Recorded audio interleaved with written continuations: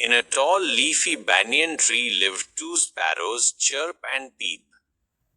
They were the best of friends. As the summer ended, the other birds in the tree, the clever tailor birds, the busy woodpeckers, and the meticulous weaver birds began working tirelessly. They were all busy collecting twigs, straw, and feathers to build and strengthen their nests before the winter rains arrived. Chirp, the wiser of the two sparrows, also started working hard.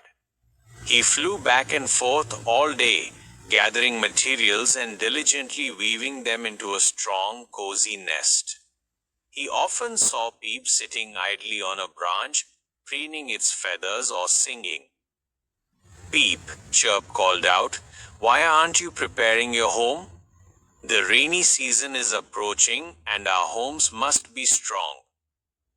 Peep chirped back carelessly, "Oh, Chirp, there is plenty of time. The sun is shining today. Why work now when I can rest? I'll finish my nest tomorrow." Chirp warned him, "Procrastination is dangerous, my friend. We must prepare today for the needs of tomorrow." But Peep just laughed and kept resting. Chirp finished his strong, well-built nest just as the first gray clouds appeared.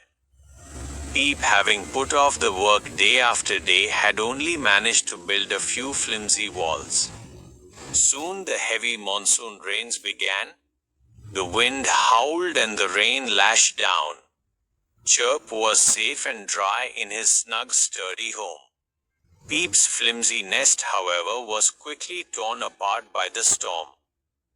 Peep was left shivering, soaked, and miserable on a bare branch.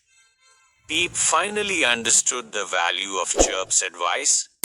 With a humbled heart, he flew to Chirp's doorway and begged for shelter. Chirp kindly let him in, but Peep spent the night cramped and cold, regretting his laziness. When the storm passed, Peep immediately started collecting materials, vowing never to postpone important work again.